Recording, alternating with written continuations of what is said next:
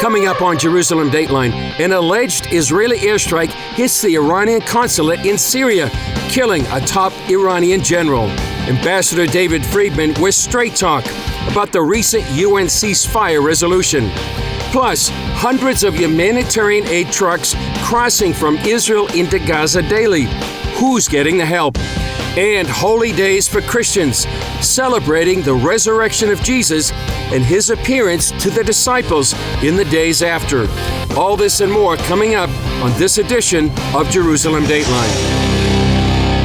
Hello and welcome to this edition of Jerusalem Dateline. I'm Chris Mitchell. Iran is blaming Israel and threatening revenge for an airstrike on a building close to the Iranian embassy in Damascus on Monday. That killed senior Iranian military commanders. CBN Middle East correspondent Julie Stahl has more.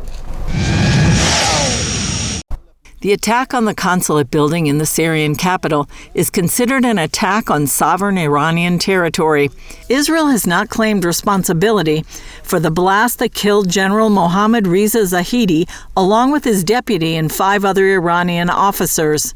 General Zahedi was a commander in the Iranian Revolutionary Guard Quds Force and a key figure in Iran's proxy war against Israel that provides training and weapons for terror groups in the region. Zahedi and his deputy reportedly meeting with those leaders inside the consulate, likely planning further strikes on Israel. Iran is threatening a harsh retaliation, and Hezbollah said the enemy would receive punishment and revenge. CBN News war correspondent Chuck Holton says Iran doesn't want a one-on-one war with Israel.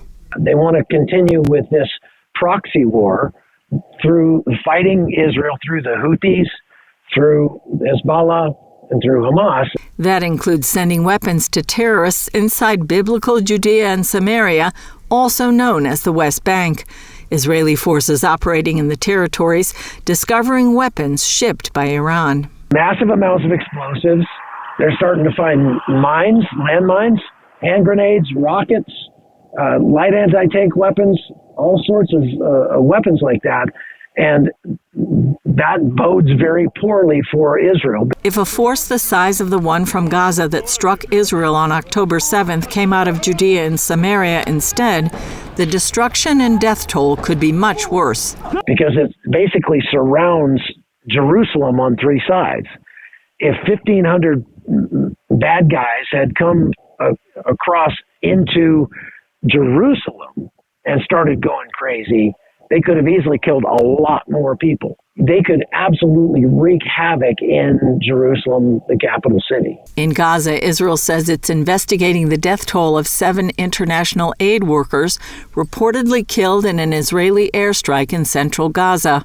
The IDF said it is making great efforts to enable the safe passage of humanitarian aid and is working in full cooperation and coordination with the WCK organization to support their efforts to provide food and humanitarian aid to the residents of the Gaza Strip. Meanwhile, U.S. State Department and Israeli officials met for 2 hours in a video conference call to discuss Israel's impending invasion of Rafah, Hamas's last major stronghold in Gaza. The White House said the 2 sides agree on the need to destroy Hamas in Rafah, but expressed concerns over the risk to innocent Gazans. The Israelis agreed to consider those concerns and hold follow-up discussions. Julie Stahl, CBN News, Jerusalem.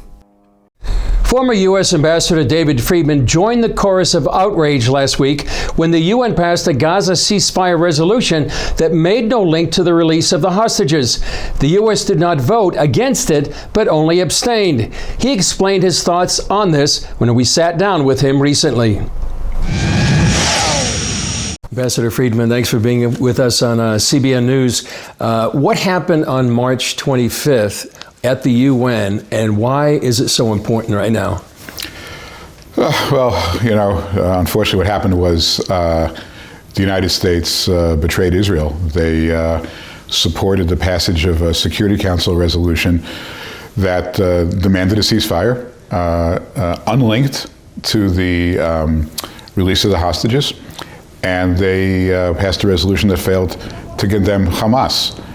treating this dispute as if it was just sort of two sides that happened to disagree, as opposed to, a barbaric, brutal attack launched by Hamas, unprovoked, against the Jewish people. So I think it was a real unfortunate resolution. I think it upset a lot of people in Israel. I think it made a lot of us feel that America was no longer on the side of Israel. And the more the Americans tried to explain that it was no big deal, the more it just became a bigger and bigger deal. Yeah, what impact will it have on negotiations and on the future of U.S.-Israel relations? I think Israel-U.S. relations will survive this. They're strong, and they tend to have ups and downs, and they do normalize. But in the short run, this I think gives enormous strength and confidence to Hamas, which is about the worst thing you can do in a UN resolution: give signal support for the enemy. Hamas was celebrating this. Ismail Haniyeh from Hamas traveled to Tehran to do a victory lap, with the mullahs about this. I mean, this was considered a victory for Hamas. Now, any UN resolution that's a victory for Hamas is obviously a move in the absolute wrong direction. The idea that you could pass a resolution and not condemn Hamas as part of it is just unthinkable. So for the U.S. to be part of it, and they had vetoed these types of things in the past, but for the U.S. to be part of this, then to say it's no big deal because it's not binding, it's a big deal, because what it does is it tells Hamas that they can just hang in there and wait, and Israel will be stopped by America. Hamas can't stop Israel, but America can stop Israel. And I think that's what Hamas is taking away from this. And this seemed to be a series of things that are going on. Senator Chuck Schumer's speech. Before that, the U.S. intelligence came out and said that the Netanyahu government may fall. It seemed to be one of a series of efforts by the Biden administration to undermine the Netanyahu government. Is that the way you see it as well? Yeah, I do. And I think they're doing everything wrong. I mean, whether you like Netanyahu or not, that's not the issue. The issue is that he's leading this country at a time of war. And the people of Israel are rallying behind them, even those that don't plan to vote for him again. Right now, they're rallying behind their leader at a time of war. And what America is doing is they're just intervening, they're mixing in, they're sending the wrong signals with no particular, I'm not even sure I understand what the strategy is, but it's offending the people of Israel. It's making the people of Israel feel very isolated, which is a dangerous thing to do, because Israel will survive, and they will do what they have to do to survive. And if they feel isolated and they feel that no one's on their side, then they'll do that even more quickly and more decisively. So I think America is just blowing this, doing all the wrong things. If I can, I would say that what America should have done was to say that Israel went through this horrible attack, gut punch to the whole nation of Israel. Hamas has to be defeated. We stand with Israel. We'll provide Israel with whatever weapons they need to defeat Hamas, and we support them. And we hope that they end the war as quickly and decisively and overwhelmingly as possible. Period. You don't say another word. And if they would have said that, I think the war might have very well been over by now.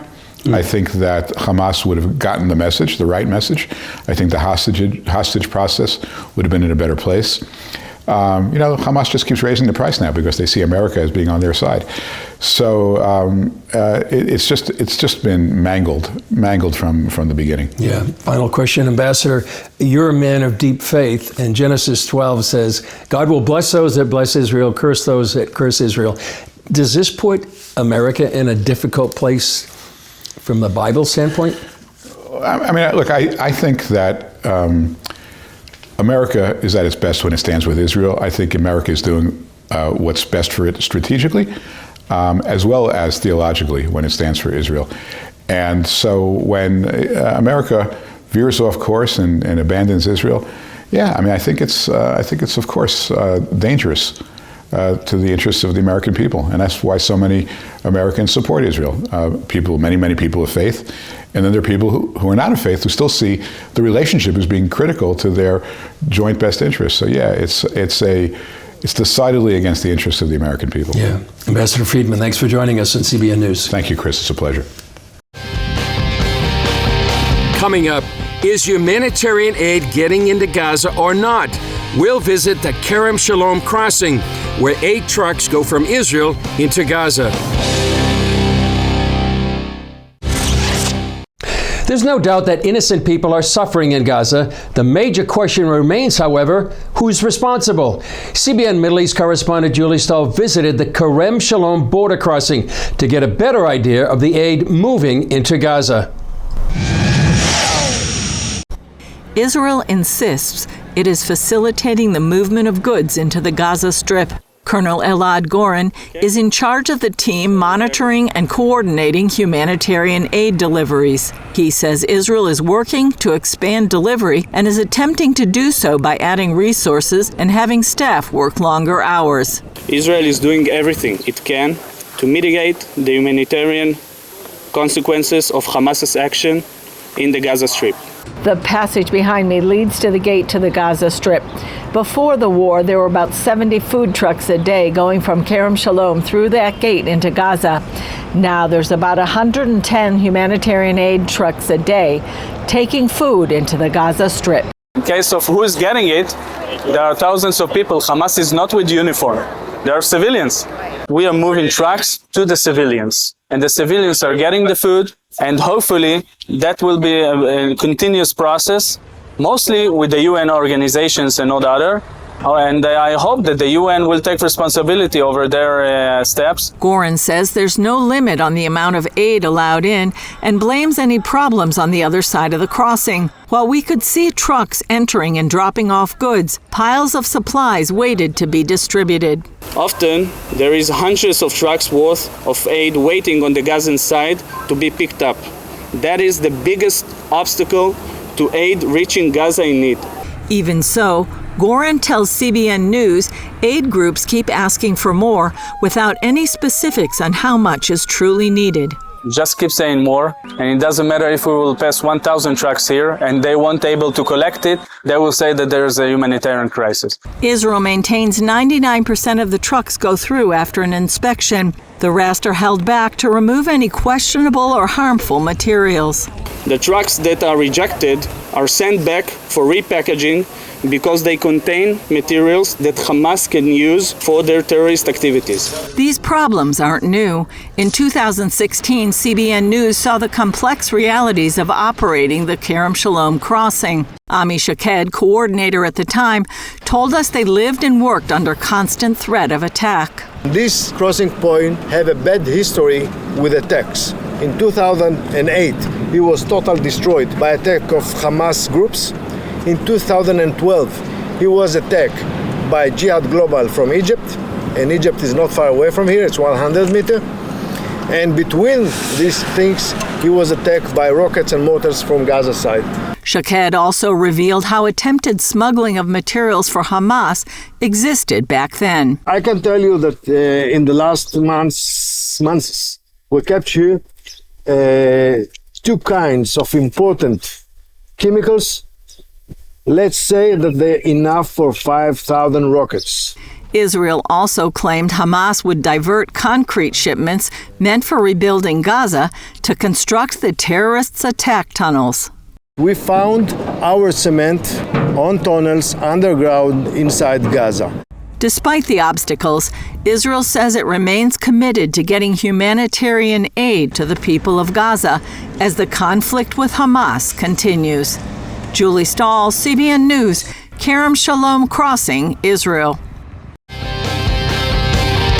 Up next, the road to Emmaus, where the disciples unknowingly encountered the risen Jesus.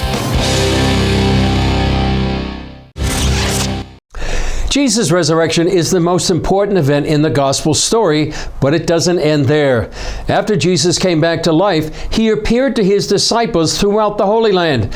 Join me as I walk the road to Emmaus, where the Bible says 2 followers of Jesus encountered him.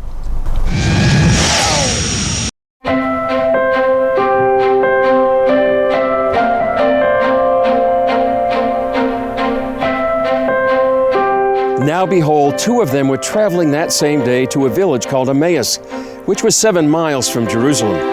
And they talked together of all these things which had happened.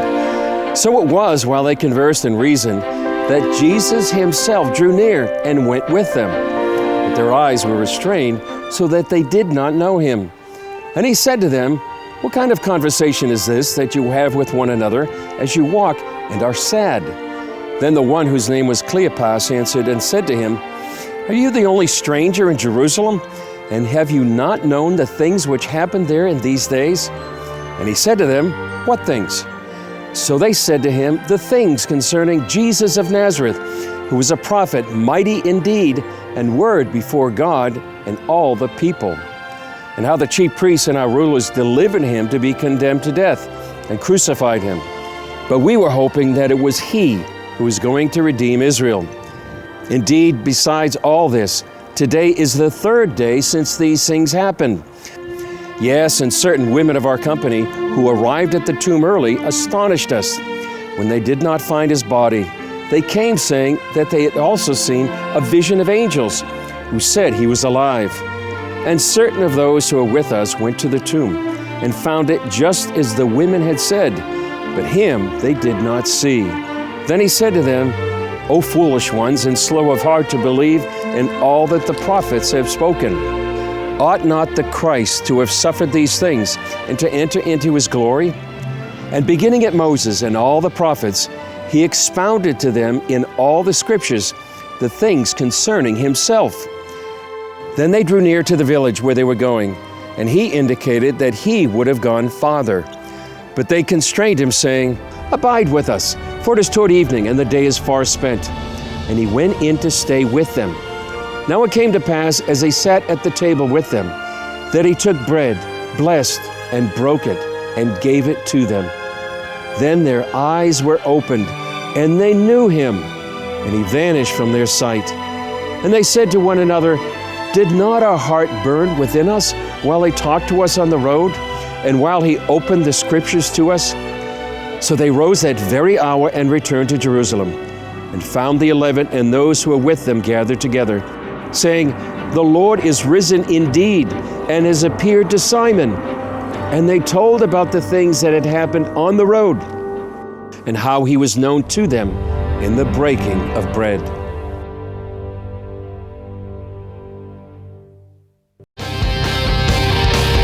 Still ahead, joy unspeakable shared by millions of Christians around the world at the Garden Tomb. Christians all over the world just celebrated Easter, and an international gathering came to the Garden Tomb in Jerusalem on Resurrection Sunday to rejoice in the empty tomb. Here's a few moments from the sunrise service, which CBN streamed live for viewers from every continent.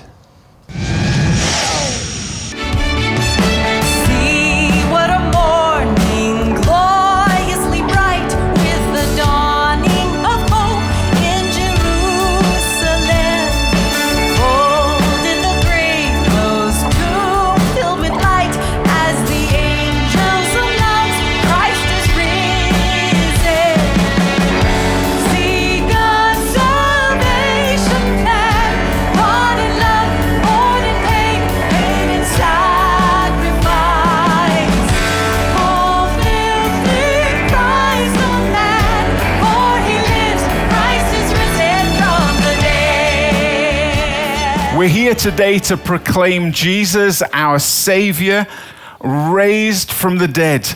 Having conquered death, he now calls us to join his new kingdom.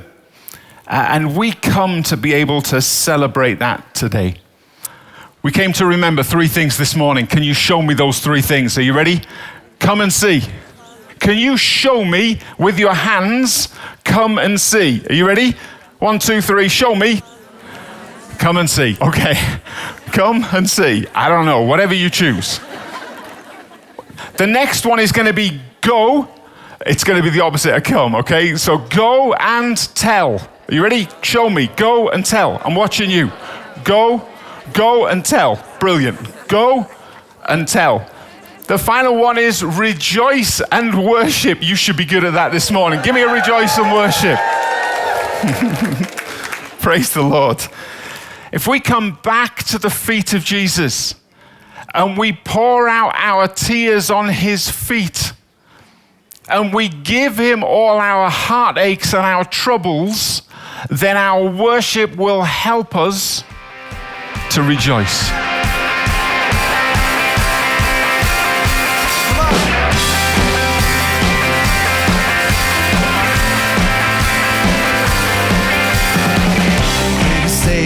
History, death is beaten, you have rescued me. Sing it out, Jesus is alive. The empty cross, the empty grave, life eternal, you have won the day. Shout it out, Jesus is alive. He's alive.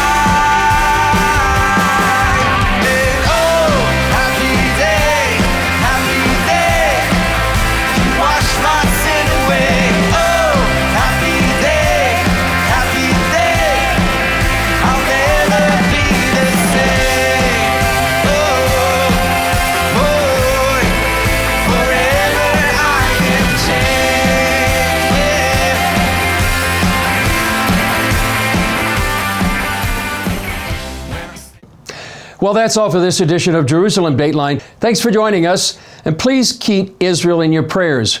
Remember to pray for the peace of Jerusalem, safety for IDF soldiers, and protection for all those caught in harm's way. I'm Chris Mitchell. We'll see you next time on Jerusalem Dateline.